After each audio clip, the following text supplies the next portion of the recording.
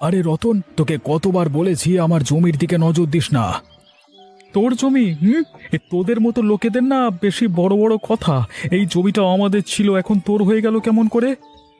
আমি জমিটা কেনবার সময় তোকে জিজ্ঞেস করে কিনিনি? এখন আমার জমি ধারে কাছে এলেই বিপদ। হ্যাঁ, তোর জমির পাশে আমার জমি, আর আমি যদি আমার জমিতে কিছু করি তোর কিছু করবার আছে? বেশি কথা বলবি না। মাথা গরম হলে আমি কিন্তু যা খুশি তাই করে দেবো, ওকে বলে দিলাম। তখন মানে আটকে রাখতে পারবি না কিন্তু। ওরে বাবা, ভয় লাগাস না আমাকে আবার। যদি আমি আমার জমির পাশ দিয়ে কাঁটাতার লাগিয়ে দিই না, তখন দেখবি তোর ফসল কেমন নষ্ট হয়। ও, তুই এমনই মাথা গরম করেছিস? আমি যদি কালকেই আমার জমির জল তোর জমিতে ছেড়ে দিই, তখন বুঝবি ফসল নষ্ট হবে। তখন বুঝবি ব্যাটা কেমন লাগে। তোকে আমি ছেড়ে কথা বলবো না। কালকে ভোরবেলায় যদি এসে দেখি তোর জমি আমার জমির দিকে একটু এগিয়েছে, তাহলে দেখবি আমি কি করি। তোদের ঘটি জাত সবসময় অন্যের সম্পত্তির দিকে তাকিয়ে থাকিস। তোদের বাঙাল জাতও কম যায় না, সব সময় ঝগড়া বাঁধানোর জন্য তৈরি।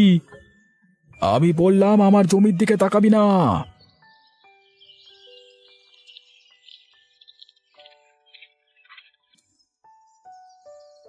অবিনাশ দা, কেমন আছো? ভালোই আছি রতিন। তুই হঠাৎ এখানে? কি ব্যাপার? অনেক দিন পর, বলা ভালো অনেক বছর পর হঠাৎ আমার কথা মনে পড়লো। এসো এসো, বসো এখানে। দাদারা কাজে এসেছি, ভাবছি এই গ্রামে একটা মদের দোকান করবো। মদের দোকান এই গ্রামে?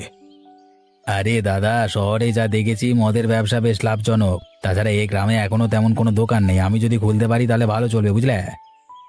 কিন্তু রথিন, মদের দোকান হলে গ্রামের পরিবেশ খারাপ হয়ে যাবে না? আরে দাদা, এখনকার দিনে এসব কেউ দেখে না, ঠিক আছে? লোকজন তো শহরে গিয়ে মাল খাচ্ছে, এখানে একটু সুবিধা হবে। তাদের কাছে পেয়ে যাবে, কেটে পড়ে যাবে জমিতে, আর আমাদের পয়সায় পয়সা, ঠিক আছে? তার মানে তুমি আমার কাছে জমির জন্য এসেছো, তাই তো? হ্যাঁ দাদা, তোমার যেরকম জায়গা পড়ে আছে সেখানে যদি একটা ব্যবস্থা করে দাও, আমি দোকানটা দাঁড় করে ফেলো, ঠিক আছে? না করো না দাদা, না করো না। বলো দাদা, পারবে তো সাহায্য করতে? ঠিক আছে, তোর জন্য আমি ব্যবস্থা করব। হ্যাঁ, সত্যি বলছো দাদা? ব্যাস, আমার একটা চিন্তা থেকে আমাকে মুক্ত করলে। তুমি থাকলে আমার আর কোনো চিন্তা নেই দাদা। সে তো করতেই হবে। তুই আমার ছোট ভাইয়ের মতো, তোর কথাকে আমি ফেলতে পারি? আমি তো তোর জন্য খুব শীঘ্রই জমির ব্যবস্থা করছি, বুঝলি? বলি, হ্যাঁ গো, এত রাগে গড়গড় করছো কেন? কি হয়েছে? গিন্নি আর বলো না, ওই ঘটি রতনটার সঙ্গে সকালে এমন কাণ্ড হলো, মনটাই খারাপ হয়ে গেছে। কি কাণ্ড আবার? খুলে বলো তো। জমির ব্যাপারে ঝামেলা, বুঝলে? পাশের জমিটা নিয়ে ওর সঙ্গে বহুদিন ধরে ঠোকাঠুকি চলছে। আজকে সকালে ও আমার জমির ধারে কাছে ঘেঁষে একটা গাছ লাগাচ্ছিল। ও মা, তাই নাকি? তা তুমিও কিছু বললে না? তা বলবো না তো কি করব, ছেড়ে দেব? ওর মতলব আমি বুঝি না ভেবেছ? ওর ফন্দি গাছের ছায়া আমার জমিতে পড়বে, আর আমার ফসল নষ্ট হবে, বুঝলে? বটেই তো। কেউ যদি ইচ্ছা করে ক্ষতি করতে চায়, তাহলে তো কিছু বলাটা তোমার কর্তব্য। বললাম বলি তো, তারপরও তেড়ে এলো। তারপর আমার গায়ে হাত তুলতে চাইলো, তখন আমার মাথাটা গেল গরম হয়ে, আমি আর চুপ থাকতে পারলাম না। তা সকালবেলাতেই এত রাগারাগি? এখানেই শেষ নয়, আমাকে আবার হুমকি দিতে লাগলো আমাকে দেখে নেবে বলে। তখন আমি আর রাগ সামলাতে পারলাম না, ঝগড়া লাগলাম। বেটাদের বড্ড বার বেড়েছিল। ঝগড়া করে আর কি লাভ বলো? যারা বুঝতে চায় না তাদেরকে বুঝিয়ে লাভ নেই। তুমি শুধু শুধু চেঁচামেচি করে তোমার নিজের শরীরটাকে খারাপ করো না। লাভ নেই জানি, কিন্তু কিছু মানুষকে উচিত শিক্ষা না দিলে মাথায় চড়ে বসে। একবার তো ফোঁস করতেই হবে। ঠিক বলেছ। তবে মাথা ঠান্ডা রাখো, চালাকির সাথে কাজ করো। আর যদি বেশি বাড়াবাড়ি করে, তাহলে তো অবিনাশ বাবু আছেন, ওনাকে গিয়ে নালিশ করতে হবে। তুমি একদম ঠিক বলেছ, তাছাড়া কোনো উপায় নেই।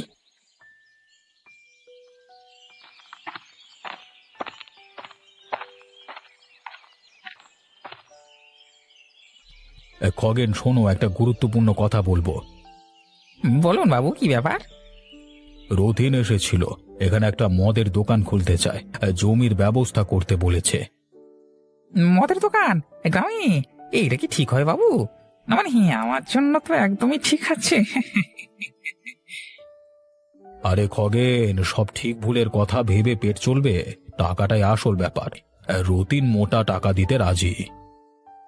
তাই নাকি? তাহলে তো আর দেরি করা ঠিক হবে না, যত শীঘ্র সম্ভব শুরু করে দিতে হবে। কিন্তু একটা সমস্যা আছে, আমি আসলে আমার নিজের জমি নষ্ট করতে চাইছি না। যদি অন্য কারোর জমি দিয়ে ব্যবস্থা করা যেত তাহলে একদমই দারুণ ব্যাপার হয়ে যেত। বাবু, আপনি আমাকে চেনেন না। আমি চাইলে এক রাতের মধ্যে পুরো কাজ ফিটফাট হয়ে যাবে। কিভাবে করবি? আপনি সেটা ভাববেন না। আমি যার কাছে যা দরকার, যা বলবার সব বলে দেব। আপনি শুধু কালকে সন্ধ্যার মধ্যে তৈরি থাকবেন। রতিন তো কালই আসবে, জমি দেখবে। আপনি চিন্তা করবেন না বাবু, আমি জমি একদম ফাঁকা করে দেব। কিন্তু বাবু, মানে আমার কপালে কিছু পড়বে তো? আরে তোকে ছাড়া কি আমি এই কাজ করতে পারি? তুই থাকলে তো আমার অর্ধেক কাজ সহজ হয়ে যায়, কিন্তু খুব সাবধানে কাজ করবি, কেউ যেন কিছু টের না পায়। বাবু, আপনি নির্ভর করতে পারেন, আমি সব সামলে নেব। সবকিছু একদিকে করে দেব, কেউ ধরতেই পারবে না।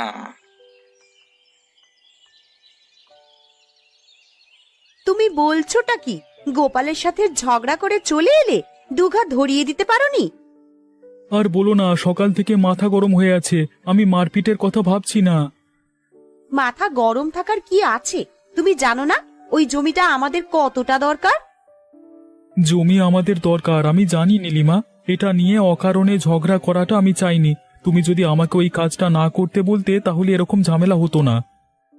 আমি যা করেছি বেশ করেছি। তুমি আমাদের ভবিষ্যৎ নিয়ে একবারও ভাবো না, না? ভাবি, কিন্তু মানুষের সাথে অহেতুক বিবাদে যাওয়া আমি পছন্দ করি না। গোপালও তো আমার পুরনো বন্ধু। বন্ধু? এখন বন্ধুত্ব দেখানোর সময় না। গোপাল যদি ওই জমিটা আমাদের হাতে তুলে দিত, তাহলে আমাদের কত উপকার হতো, বুঝতে পারছো? বুঝতে পারছি, কিন্তু জোর করে কিছু নেওয়া আমি পারবো না। আর আমার তো কোনো দিন এরকম জোর করে কিছু কেড়ে নেওয়া উদ্দেশ্য ছিল না। তুমি পারবে না মানে? আমি যা বলবো তোমাকে তাই করতে হবে। যদি না করতে পারো তাহলে তোমাকে আমি দেখে নেব। নীলিমা, আমি এসব পারি না। আমি চুরি করে ছলনা করে কিছু নিতে চাই না। দয়া করে তুমি আমাকে জোর করো না। বাহ, আর কি! তুমি তো মহাপুরুষ হয়ে গেছো। তোমার এই নরম মনোভাবের জন্যই না সবাই তোমাকে বোকা ভাবে। যদি সবাই বোকা ভাবে ভাবুক, আমি অন্তত নিজের বিবেকের কাছে পরিষ্কার থাকতে চাই।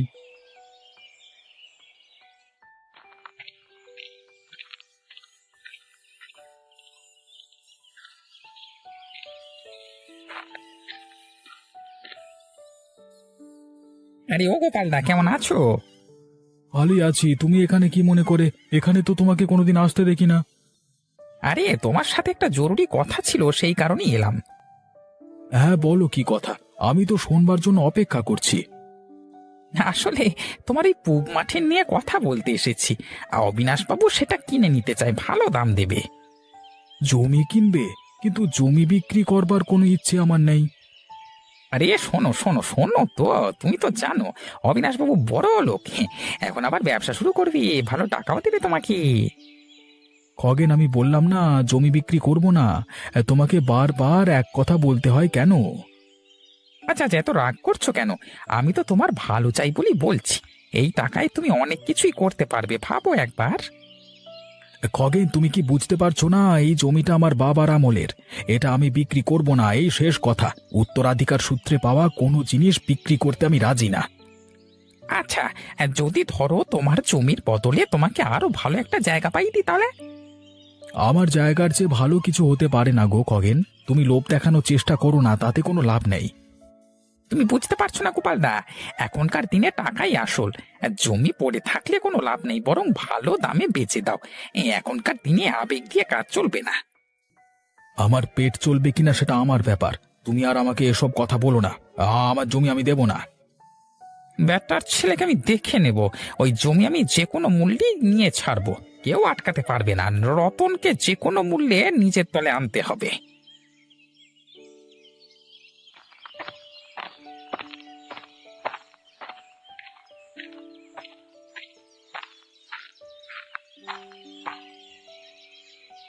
আরে ও রতনদা, কি খবর? কেমন আছো তুমি? অনেকদিন দেখা সাক্ষাৎ নেই। সেটাই তো দেখছি, ভালো আছি। তা হঠাৎ এদিকে কি মনে করে? একটা দরকারি কথা ছিল। হ্যাঁ, জমিটা নিয়ে একটু কথা বলতে এসেছি। জমি? কেন, কি হয়েছে? জমিটা যদি বিক্রি করো তাহলে ভালো দাম পাবে। দাম কে কিনবে? অবিনাশবাবু এখানে একটা মদের কারখানা করবে, প্রচুর টাকা আসবে। মদের কারখানা? তা তো বেশ, কিন্তু জমি দিয়ে কি হবে? আনাড়ির মতো প্রশ্ন করো না তো। ওই জমিটাতে মদের কারখানা তৈরি করা হবে, আর তুমি চাইলে তোমাকে ওই কারখানাতে কাজ দেওয়া হবে। হ্যাঁ, অনেক টাকা আয় করতে পারবে। তা কত টাকা দেবে? তোমার কল্পনার থেকেও বেশি। এখন যদি রাজি হও তাহলে বড় লোক হতে দেরি নেই। 25 দিন মে পয়সা ডাবল। হ্যাঁ, টাকা তো দরকার, কিন্তু গিন্নির সাথে কথা না বলে আমি কিছু করব না। ঠিক আছে, কথা বলে দেখো, কিন্তু দেরি করো না। এই সুযোগ বারবার আসে না, সুযোগ হাতছাড়া হলে পরে আফসোস করবে। আচ্ছা আচ্ছা, ঠিক আছে, আমি আমার গিন্নির সাথে আলোচনা করে তোমাকে জানাচ্ছি। আমাকে কিছুটা সময় দাও।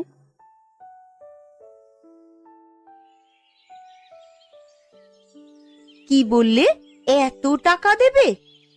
একদম ঠিক শুনেছ বৌদি, জমিটা দিলে মোটা টাকা আসবে, তুমি বসে বসে রাজরানী হয়ে যাবে। তাহলে তো আর দেরি করা যায় না। জমি নিয়ে কি হবে? টাকা হাতে এলে ভালো বাড়ি হবে, ভালো খাবার হবে, ভালো জামা কাপড়ও হবে।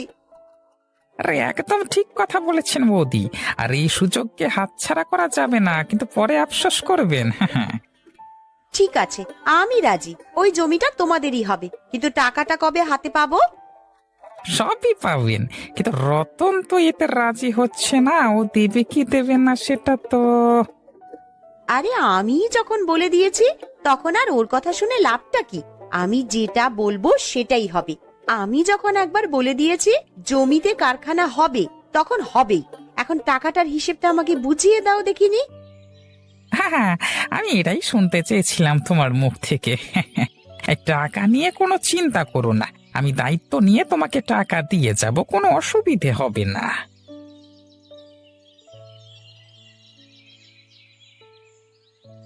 এখানে মদের কারখানা হচ্ছে আমার জমির পাশে, এর আমি কিছুতে হতে দেব না। আপনারা কি ভেবেছেন যা ইচ্ছা তাই করতে পারবেন নাকি? আরে গোপাল, তোমার তাতে কি আসে যায়? আরে আমরা তো তোমার জমির উপর এসব করতে চাইনি, আমরা রতনের জমিতে করছি। তোমার কি এত হিংসা হচ্ছে কেন? আরে গোপাল, এইসব নিয়ে এত রাগারাগি হলে চলে? তুমিও কাজ করে খাচ্ছ, আমরাও ব্যবসা করে খাবো, তাই না? হ্যাঁ, এটা কি ধরনের ব্যবসা? এই লোকজনদেরকে মাল খাইয়ে অসুস্থ করবেন? এই ধরনের ব্যবসা করবার থেকে না করা অনেক ভালো। তুমি কে যে আমাদের আটকাবে? হ্যাঁ, এই জমি আমরা কিনেছি, আমরা যা খুশি করব। তোমার যদি বেশি বক্তব্য থাকে তাহলে গ্রামের মোড়লকে জানাও। বেশি বাড়াবাড়ি করো না গোপাল, নাহলে ভালো হবে না। নিজেকে খুব মহান পুরুষ ভাবো নাকি? হ্যাঁ হ্যাঁ, আমাকে ভয় দেখাচ্ছ? আমি গ্রামের মানুষকে ডাকবো, সবাইকে জানাবো।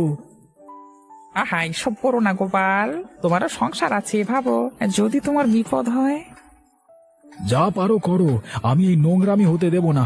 গ্রামের মানুষের ক্ষতি হতে পারে না আমি থাকতে। তুমি যখন কথা শুনবে না, তাহলে তো আমাদের নিজেদের মতো ব্যবস্থা নিতে হয়, আর ভয়ঙ্কর খেলা হবে ভাই। এই কোর্ট কাচারির চক্কর করতে করতে পায়ের জুতো ছিঁড়ে যাবে, আর নাওয়া খাওয়ার সময় পাবে না ভাই। সারাদিন দৌড়াদৌড়ি করে মরতে হবে।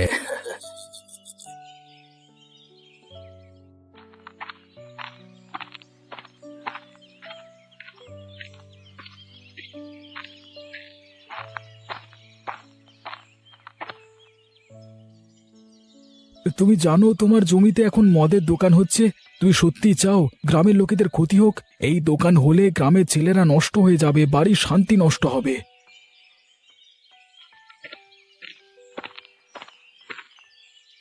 তুমি কি আমাদের শেখাতে এসেছো গোপাল? আমাদের জমি আমরা কি করব না করব তার জ্ঞান কি তোমার কাছ থেকে আমাদের নিতে হবে? হাহ, যত সব ফালতু লোক। আমি যা বলছি ভালোর জন্য বলছি, তোমরা একবার ভালো করে ভেবে দেখো। আমাদের ভালো মন্দ আমরা বুঝবো, তুমি এত চিন্তা করো কেন? কারণ ব্যাপারটা শুধু তোমাদের একার নয়, এতে পুরো গ্রামের ক্ষতি হতে পারে। কোনো দরকার নেই, তুমি আমাদের পথের কাঁটা হচ্ছ। এখন এখান থেকে চলে যাও, না হলে কিন্তু ভালো হবে না বলে দিলাম। রতন, তুমি চুপ করে থাকবে? অন্যায়ের বিরোধিতা করবার তোমার কোনো সাহস নেই? এই তুমি এক্ষুনি বেরিয়ে যাও তো, আর আমাদের কাজে নাক গলানোর কোনো দরকার নেই তোমার।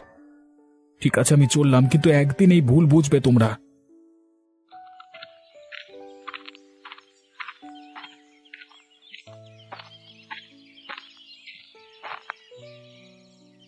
বাবু, একটু শুনবেন? আমি আপনাকে একটা অনুরোধ করতে এসেছি। কে তুমি কি চাই? আমি এই গ্রামেরই মানুষ বাবু। মদের কারখানা হচ্ছে শুনলাম, এটা করবেন না বাবু। তা তোমার কি আছে? তুমি তো মদ খাবে না। আরে নাকি চেকে দেখবার ইচ্ছে আছে? আমার ছেলেটা মদের নেশায় শেষ হয়ে গেছে বাবু। মদের জন্য ঘর ছেড়েছে, বউটাকে পিটিয়ে বের করে দিয়েছে। মদ মানুষকে শেষ করে দেয়। ও তাই নাকি? তোমার ছেলে তো আগে থেকেই দুশ্চরিত্র ছিল, তো এতে আমার কি করবার আছে? বাবু, আপনি শিক্ষিত মানুষ, ক্ষমতাবান মানুষ, আপনি চাইলে এই কাজ বন্ধ করতে পারেন। আমি আপনার পায়ে ধরছি বাবু, আপনি দয়া করে আমার এই অনুরোধটা রাখুন। একদম ন্যাকামি করো না। আমি ব্যবসা করব, লাভ হবে। গ্রামের মানুষের যা ইচ্ছে করুক, আমার তাতে কিছু আসে যায় না। যদি তাদের থাকতে ইচ্ছে না করে তাহলে এখান থেকে চলে যাক। না বাবু না, এই ভুল করবেন না বাবু। এই গ্রাম নষ্ট হয়ে যাবে, ছেলেরা পথে বসবে, মেয়েরা আর নিরাপদ থাকবে না তাহলে। যাও এখান থেকে। বেশি কথা বললে লোক ডাকিয়ে তাড়িয়ে দেব। যাও। আপনি একদিন এই ভুল বুঝবেন বাবু, কিন্তু দেখবেন তখন অনেক দেরি হয়ে যাবে। লতা, আর থাকা যাবে না এই গ্রামে। ধ্বংস হয়ে যাচ্ছে সব গো। মদের কারখানাটা দাঁড়িয়ে গেলে গ্রামের ছেলেরা নষ্ট হবে, পরিবেশ নষ্ট হবে, আর আমরা চেয়ে দেখব। আমরাই বার কি করতে পারি বলো? কেউই তো আমাদের কোনো কথাই শুনছে না। অবিনাশ বাবু ও টাকার কাছে বিক্রি হয়ে গেছেন। ঠিক তাই, তাই বলছি এই গ্রাম ছেড়ে চলে যাই চিরদিনের মতো। কোথায় যাব আমরা? আমাদের তো সবকিছু এখানেই। কোথাও না কোথাও জায়গা করে নেব। এখানে থাকলে শুধু শুধু কষ্ট পেতে হবে। তাহলে আর কি, কিছু দুষ্ট লোকের জন্যে আমাদের ভিটে মাটি ছেড়ে এবার চলে যেতে হবে। সত্যি আমার ভাবতেও কষ্ট লাগছে। শুরুটা না হয় আমরাই করলাম লতা। ধীরে ধীরে দেখবে এ গ্রামের ভদ্র ভালো মানুষেরা একে একে গ্রাম ছেড়ে সবাই চলে যাবে।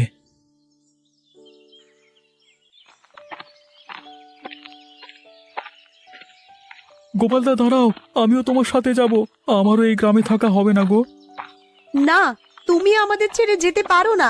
আমি তোমার হাতে পায়ে ধরছি, দয়া করে আমাকে ছেড়ে যেও না। আমি একা থাকতে পারবো না। আমি আর থাকতে পারবো না নীলিমা। যা করেছি তার জন্য নিজেকে ক্ষমা করতে পারছি না। এত লোভে পড়া আমার ঠিক হয়নি, সত্যি আমার খুব খারাপ লাগছে। সত্যি বলছিস রতন, তুই শেষমেশ ঠিকটাই বুঝলি। এই গ্রাম আমাদের আর রাখবে না, তাই আমরাও চলে যাচ্ছি। সব আমার জন্য হলো, তাই না গো? আমি টাকার লোভে পড়ে তোমাকে জোর করলাম, আর তুমিও। তুমি জোর করনি নীলিমা, আমার নিজেরই লোভ হয়েছিল। আমি নিজেই এই সর্বনাশ করেছি। আর সময় নষ্ট করো না, আমাদের এখনই বেরিয়ে পড়তে হবে। বেলা বাড়লে হাঁটতে আবার কষ্ট হবে। এদিকে আমরা জানি তো না যে কোথায় যাচ্ছি। আমরা তিনজনই জানি এখানে থাকলে শুধু লজ্জা আর কষ্ট পেতে হবে। তার থেকে নতুন জায়গায় নতুন জীবন শুরু করাই ভালো। আমি কিভাবে থাকবো তোমাকে ছাড়া? তুমি ঠিকই থাকবে, সময়ের সাথে সব ঠিক হয়ে যাবে। আমরা তবে এলাম, হ্যাঁ? আর তোমার কোনো চিন্তা নেই। মাসে মাসে মদের দোকান থেকে তুমি তো একটা মোটা টাকা হাতে পাবে, তা দিয়ে না হয় ঘর সংসার ভালো করে চালিয়ে নিও। চলো গোপালদা, আর দেরি করা ঠিক হবে না।